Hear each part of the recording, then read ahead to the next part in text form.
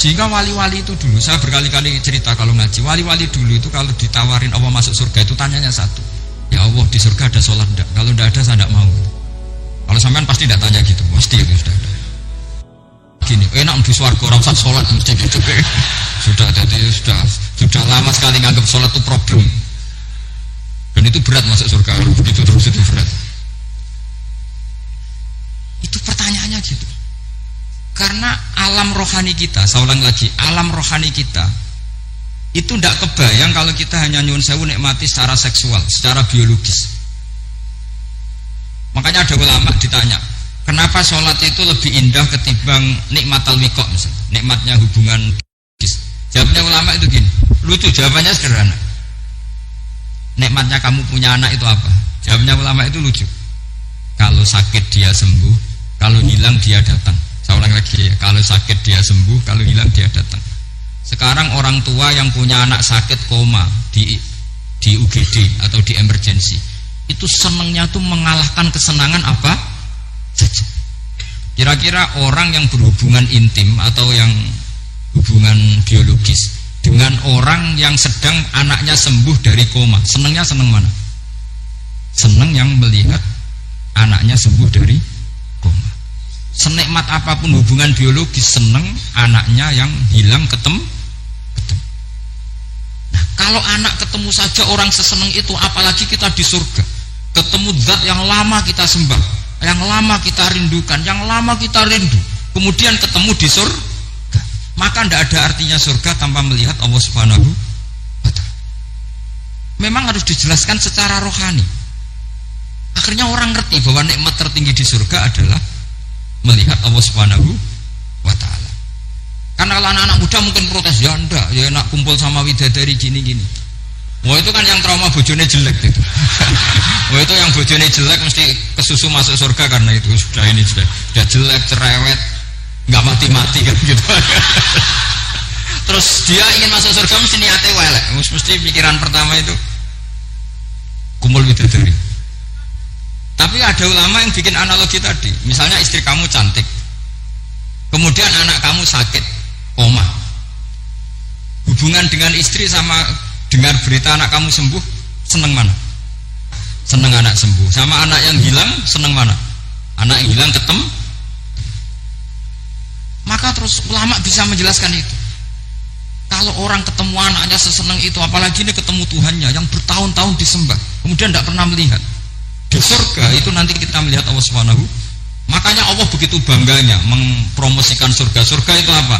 Surga itu wujuhu yauma idzin nadhirah ila rabbiha nadhirah, yaitu wajah-wajah berseri-seri dan melihat Allah. Itu tanpa dijelaskan seperti ini Anda akan janggal, enaknya di mana? Tapi setelah dijelaskan detail gini oleh ulama, maka kita akan tahu an-ni'matul uzma sing enggak ada perbandingannya adalah nikmat masuk apa? Surga karena melihat Allah Subhanahu wa Ta'ala. Ya jadi saya berkali-kali pokoknya minta sekali, hadil umat harus umat yang rasional, terutama dalam mengemban tauhid. Karena tauhid ini yang disebut kalimah. Sampai Allah mengistilahkan kepada Nabi Ibrahim itu wa ja'ala kalimatam baqiyatan fi aqibi. Kalimat tauhid adalah kalimat yang akan abadi di anak cucunya Nabi Ibrahim. Baik anak cucu yang karena gen mau anak cucu yang karena sebab, yaitu santri dengan kiai. Dan itu caranya gimana? Umat Islam jangan berhenti belajar mantek. Makanya di MGS, di Qudsiah, di TBS semua pondok pasti ngajarkan mantek, di Bendan, ilmu logika. Itu tadi, kalau kamu tidak bisa menemukan tauhid dengan cara tadi, dengan cara al-alam mutaghayyir wa kullu mutaghayyir hadis labudan min muhtis, paling enggak pakai ilmu yang dilakukan Rasulullah SAW. Itu masyhur, saya sering cerita di mana-mana. Ada orang namanya Jubair bin Mut'im, Muhammad bin Jubair bin Mut'im. Itu dulu dia kafir. Dia orang pinter sampai dipasrai jadi negosiator untuk mengurus tawanan perang Badar yang ditawan Rasulullah SAW. Ketika datang di Medina, delala pas maghrib, Nabi baca wattur wa kitabim mastur. Di antara ayat yang dibaca Nabi itu am khuliqu min ghairi syai'in. Masa manusia sebanyak ini kemudian mereka diciptakan oleh ketiadaan. Min ghairi syai'in itu oleh ketiadaan. Masa alam raya yang wujud ini, alam raya yang punya eksistensi ini, kemudian penciptanya adalah ketiadaan. Padahal wal adamu la yakhluqu wa la yu'assiru wa la kadza wa kadza. Tentu sesuatu yang tidak ada itu tidak bisa dikatakan sebagai pencipta. Wong nggak ada, jadi faktor saja nggak mungkin, apalagi jadi pencipta. Itu Nabi habis sholat langsung beliau sungkeman, ya Muhammad, saat ini juga saya iman. Karena logika yang dibangun ayat yang kamu baca itu menghabiskan semua logika saya. Intinya logika tauhid itu akan mengalahkan semua teori non tauhid. Itu yang disebut bal naqdhifu bil haqqi 'alal batili fayadmaghuhu fa idza huwa zahid. Kebenaran tauhid itu akan menghancurkan kekuatan apa saja. Fayadmaghuhu itu di tafsir Tabari disebut dorbatan tasudud dimah. Satu pukulan sing sampai menjadikan otak itu hancur. Nah ini disebut damagho, dimah itu maknanya otak. Maka kamu bisa khawatir kalau Islam didiskusikan di Uni Soviet, didiskusikan di Kanada, didiskusikan di Korea, pasti kalimat tauhid akan mengalahkan kalimatul batil. Pasti ja'al haqqu wa zahaqal batil, innal batila kana zahuq. Tapi syaratnya kita harus kuat. Makanya saya ini senang sekali yang namanya ngaji itu, saya senang. Karena saya tadi bercita-cita ingin jadi dosen setelah mati. Karena di dunia sudah tidak jadi apa? Dosen. Saya ingin seperti Imam Amudi.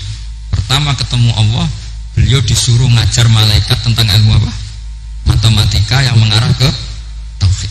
Jadi diajarkan, kamu tahu angka 2, angka 3, angka 4, semuanya bersumber dari angka 1.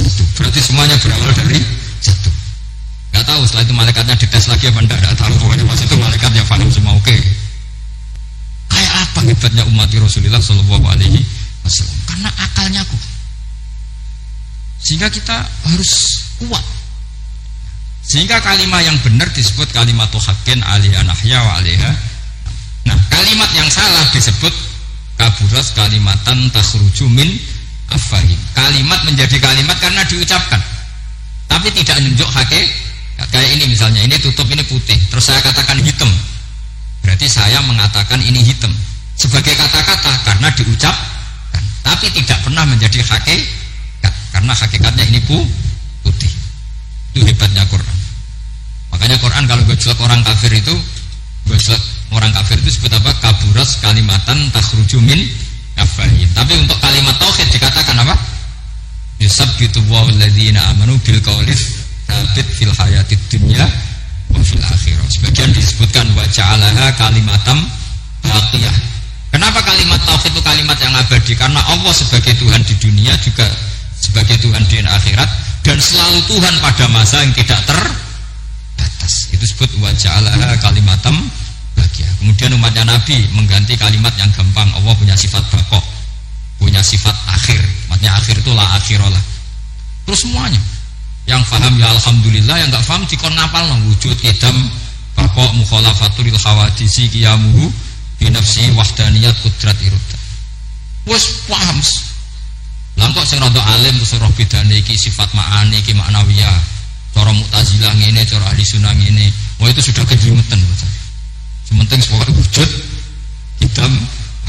Nah, kenapa yang pertama yang disebut wujud? Karena yang membedakan kita dengan faham ateisme itu ya sifat wujud. Yaitu mereka mengatakan alam raya ini dimulai dari ketiadaan.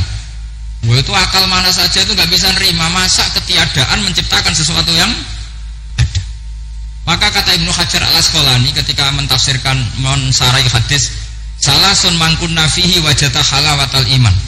3 hal ini kalau kamu faham maka menemukan manisnya iman.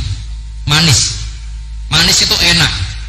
Terus kata Ibnu Hajar al-Asqalani, saya masih ingat betul dalam sarahnya Fathul Bari, wa yusamma inda ahlil aql, misalnya al-iltizat al-aqli. Agama ini mengajarkan kenyamanan cara berpikir. Coba kalau sampai seorang doktor atau seorang profesor atau seorang pinter, kemudian kamu dipaksa mengimani bahwa alam ini diciptakan oleh ketiadaan, itu bisa tidur gak? Oh, tidak bisa tidur. Sampai misalnya orang pinter dididik di kampus atau dididik di pondok, alam ini yang wujud, yang menciptakan itu sesuatu yang tidak wujud, kamu bisa tidur gak kira-kira? Ini guru apa? Ini sarap ini. Mosok hadil maujudat khalaqal adam, sesuatu yang wujud diciptakan ketiadaan. Tapi agama ini membawa sesuatu yang menyenangkan untuk akal, yaitu hadhil maujudat khalaqaha wajibul wujud. Maujudat yang wujud ini diciptakan super maujud, yaitu oleh bahasa pondok disebut wajibul wujud. Kan terus seneng, wajar dong kalau sesuatu yang ada diciptakan oleh yang ada. Nah tentu ada pencipta, terus ada super, disebut wajibul wujud. Kan terus enak. Nah, itu kata Ibnu Hajar al Asqalani disebut wajadah halawatal